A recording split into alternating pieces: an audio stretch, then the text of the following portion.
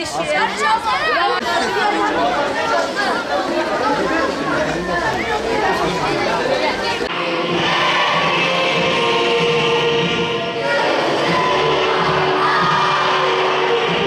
Her yıl olduğu gibi bu yılda İl Spor Merkezi ve Engeller Spor Merkezleri 29 Haziran 2019 itibariyle bugün startını vermiş bulunmaktayız.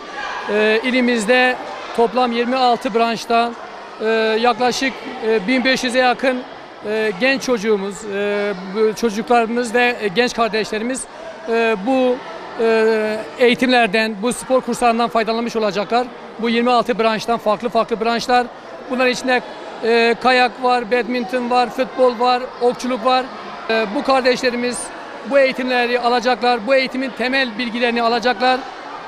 Bizim buradaki amacımız o spor kültürünü kazandırmak, iyi bir vatandaş olmalarını sağlamak, kötü alışkanlıklardan tüm kötü alışkanlıkları alıkoymak ve en önemlisi de bu eğitimlerimiz hepsi ücretsiz olacak ve çocuklarımızın tüm o spor malzeme ihtiyaçlarını yine Gençlik Spor İl Müdürlüğü olarak bakanlığımızın desteğiyle bizler yine karşılıyoruz. İşte bugün gördüğünüz gibi hem tişörtlerini hem şortlarını yine Gençlik Spor olarak biz karşılıyoruz.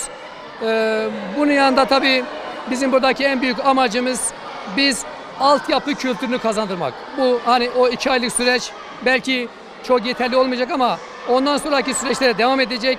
Biz bu 2 aylık süreçte özellikle yetenekli kardeşlerimizi de bu arada tespit edip onları profesyonel anlamda daha ileri aşamaya mesafe kat etmelerine yardımcı olmaktır. Şu anda bizim 29 tane dışarıdan eğitmen, 30 tane de bizim kendi antrenörümüz var.